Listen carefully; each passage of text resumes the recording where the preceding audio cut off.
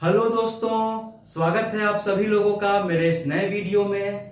आज का ये वीडियो कैरियर एस्ट्रोलॉजी के ऊपर होने वाला है। हर इंसान अपना कैरियर बनाना चाहता है और वो अपने कैरियर में उत्कृष्ट प्रदर्शन देना चाहता है। अगर वो अपने कैरियर को अच्छी तरीके से बना पाता है तो उसे धन और यश की प्राप्ति होती है, समाज में उसे नाम और प्रतिष्ठा मिलता है। कुछ लोग अपने कैरियर में बहुत अच्छा करते हैं तो वहीं कुछ लोग जीवन भर अपने कैरियर में संघर्ष करते रह जाते हैं। आज का ये वीडियो उन ज्योतिष प्रेमियों के लिए है जो ये जानना चाहते हैं कि कौन कौन से ऐसे योग होते हैं जो किसी व्यक्ति को राजनीति के क्षेत्र में यानी पॉलिटिक्स के फील्ड में ले जाना चाहते हैं। तो ये वीडियो हर उस व्यक्ति को सेंड कीजिए जो राजनीति के क्षेत्र में अपना कैरियर बनाकर देश की और राष्ट्र की सेवा करना चाहता है। दोस्तों, इस वीडियो में मैं आपको ये बताऊंगा कि वो कौन कौन से ग्रह योग हैं ज्योतिष में जो किसी व्यक्ति को एक सफल राजनेता बनाता है और वो व्यक्ति समाज का और देश का कल्याण करता है। तो दोस्तों, वीडियो को पूरा अंत तक देखिएगा और चलिए वीडियो को शुरू करते हैं।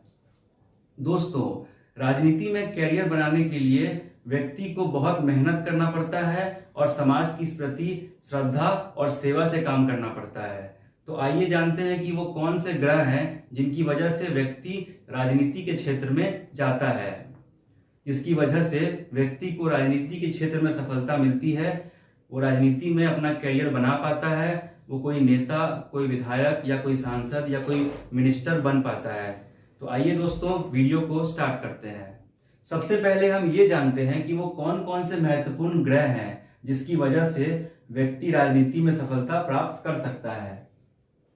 तो सबसे पहले हम प्लैनेट्स की बात करेंगे जिसकी वजह से व्यक्ति को राजनीति में सफलता मिलती है, और ये प्लैनेट्स को देखना बहुत जरूरी है, तभी जाकर आप ये बता सकते हैं कि उस व्यक्ति को राजनीति के क्षेत्र में सफलता मिलेगी कि नहीं। सबसे पहला जो ग्रह है जो राजनीति के लिए जिम्मेदार है वो है सन।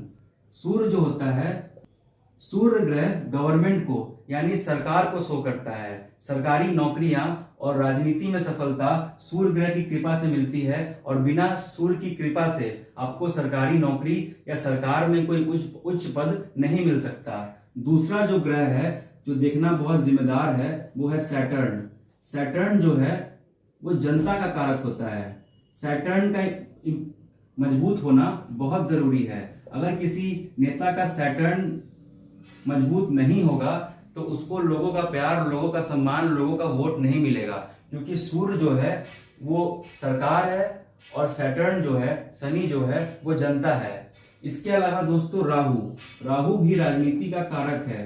राहु एक बहुत ही इंपॉर्टेंट प्लैनेट है जब हम राजनीति की बात करते हैं, क्योंकि राहु जो है वो सत्ता का लोभी था। राहु जो है वो राजनीति का कारक है।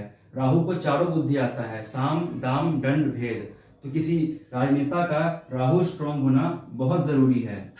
इसके अलावा दोस्तों चंद्रमा, मून भी बहुत इंपॉर्टेंट हो जाता है, क्योंकि चंद्रमा जो है वो हर सेकंड हर मिनट परिवर्तन में रहता है, बहुत तेजी से अपनी राशि चेंज करता है। अगर व्यक्ति का चंद्रमा मजबूत नहीं होगा तो वो वक्त के हिसाब से, हालात के हिसाब से फैसले नहीं ले पाएगा, इसीलिए उसका चंद्रमा मजबूत होना भी बहुत जरूरी है।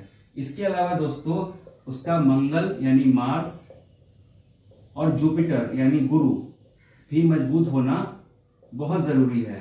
अगर उसका जुपिटर मजबूत नहीं होगा, उस नेता का या उस राजनीति के व्यक्ति का अगर जुपिटर यानी गुरु ग्रह मजबूत नहीं होगा तो वो कभी ईमानदारी से जनता की सेवा नहीं कर पाएगा। उसके पास ज्ञान नहीं होगा, उसके पास तेज दिमाग नहीं होगा, और वो कभी भी एडमिनिस्ट्रेशन नहीं संभाल पाएगा और जनता की ईमानदारी से सेवा नहीं कर पाएगा।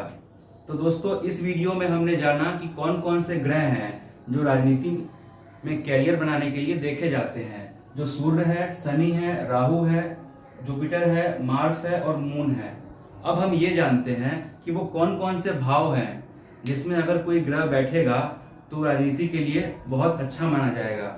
दोस्तों, राजनीति में कैरियर को देखने के लिए हमें जन्म कुंडली के कुछ खास भावों को, कुछ खास हाउसेस को देखना बहुत जरूरी है।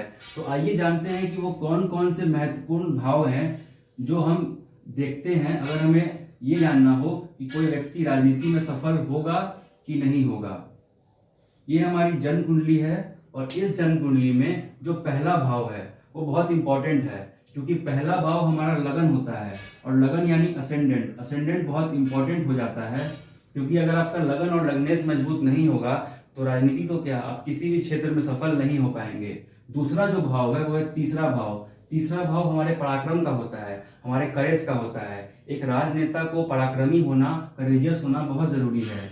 चौथा भाव, क्योंकि चौथा भाव जनता का होता है। पांचवा भाव, क्योंकि पांचवा भाव हमारी बुद्धि है। छठा भाव कंपटीशन है, रोग ऋण रिपु है। छठा भाव का मजबूत होना बहुत जरूरी है, तभी आप कंपटीशन में जीत पाएंगे और अपने अपोनेंट को हरा पाएंगे। इसके अलावा नाइन्थ हाउस जो है वो एडमिनिस्ट्रेशन है, प्रबंधन है। एक राजनेता को एडमिनिस्ट्रेशन चलाना आना चाहिए, इसके लिए उसका 9th हाउस स्ट्रांग होना बहुत जरूरी है। इसके अलावा 10th हाउस और 11th हाउस से हम असेंबली देखते हैं, विधानसभा और राज्यसभा, वो 11th हाउस से देखे जाते हैं। तो ये कुछ महत्वपूर्ण भाव हैं जो देखना बहुत जरूरी है। लगन 3rd house, 4th house, 5th house, 6th house, 9th house, 10th house और 11th हाउस। तो हमने प्लैनेट्स की बात कर ली, हमने हाउसेस की बात कर ली कि कौन कौन से प्लैनेट्स को हमें देखना है, कौन कौन से हाउसेस को हमें देखना है अगर हम राजनीति में कैरियर देखना चाहते हैं। तो अब हम कुछ खास राशियों की बात करते हैं जिनको देखना बहुत अनिवार्य है। तो आइए चलिए उन राशियों के बारे में भी चर्चा करते हैं। दोस्तों, राजनीति के लिए कुछ खास राशियां, कुछ खास साइंस जिम्मेदार हैं। अगर ये सारे ग्रह इन राशियों में होंगे तो वो बहुत शुभ माने जाएंगे। सबसे पहली आती है 5 नंबर की राशि, जिसे हम बोलते हैं सिंह राशि, या जिसे लियो साइन भी कहा जाता है। सिंह राशि में ग्रह होना बहुत जरूरी है। 4 नंबर की राशि जिसे हम कर्क राशि कहते हैं, कर्क राशि में कोई प्लैनेट होना बहुत जरूरी है। इसके अलावा दोस्तों तुला राशि यानी 7 नंबर की राशि, तुला राशि में भी प्लैनेट्स होने बहुत जरूरी है। सिंह राशि, कर्क राशि, तुला राशि और मकर राशि। मकर राशि भी एक बहुत ही महत्वपूर्ण राशि है राजनीति के पॉइंट ऑफ व्यू से। तो सिंह राशि, कर्क राशि, तुला राशि और मकर राशि, इन चारों राशियों में अगर ये सारे ग्रह मौजूद होंगे जिसके बारे में मैंने आपको बताया है, तो व्यक्ति को राजनीति में सफलता मिल सकती है। दोस्तों, हमने मोटे तौर पर राजनीति में कैरियर बनाने के लिए उन सारे पहलुओं पर बात कर लिया जो हमें जन्म कुंडली में देखने हैं। जैसे कि हमें कुछ भावों को देखना है, कुछ हाउसेस को देखना है जिसके बारे में मैंने आपको बताया, कुछ राशियों के बारे में बताया और कुछ प्लैनेट्स के बारे में बताया। अब हम कुछ सूत्र जान लेते हैं, कुछ इंपॉर्टेंट पॉइंट्स जान लेते हैं, जिनमें से अगर 1 या 2 पॉइंट भी आपकी कुंडली में है तो आप राजनीति में अपनी किस्मत आजमा सकते हैं। दोस्तों, अगर किसी व्यक्ति का लग्नेश मजबूत है और लग्नेश उच्च का होकर बैठा है केंद्र या त्रिकोण में, तो ये राजनीति के लिए बहुत अच्छा माना जाएगा। या फिर अगर गुरु उच्च का कर्क राशि में है और केंद्र या त्रिकोण में है तो राजनीति के लिए बहुत अच्छा माना जाएगा। इसके अलावा दोस्तों, शनि का केंद्र में होना बहुत जरूरी है और चंद्रमा की स्थिति मजबूत होनी बहुत जरूरी है। मंगल की दृष्टि 10th हाउस पर या मंगल 10th हाउस में होना भी बहुत इंपॉर्टेंट है। इसके अलावा दोस्तों, राहु अगर तीसरे भाव में, छठे भाव में, 10वें भाव में या 11वें भाव में है तो ये भी राजनीति के लिए काफी अच्छा माना जाएगा। दोस्तों, ये तो हो गई राहु की बात। अब हम ये जानते हैं कि राजनीति में सफलता के लिए कौन कौन से राशियां जिम्मेदार हैं और कौन कौन से सूत्र उससे जुड़े हुए हैं।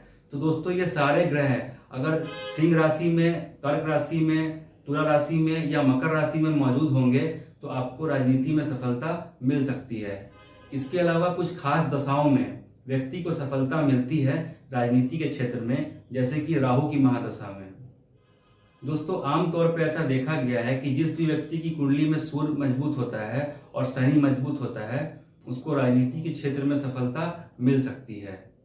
तो मैंने कुछ सूत्रों के बारे में आपको बताया जो आप अपनी जन्म कुंडली में लगाकर देख सकते हैं और ये जान सकते हैं कि क्या आप अपनी किस्मत राजनीति में आजमा सकते हैं।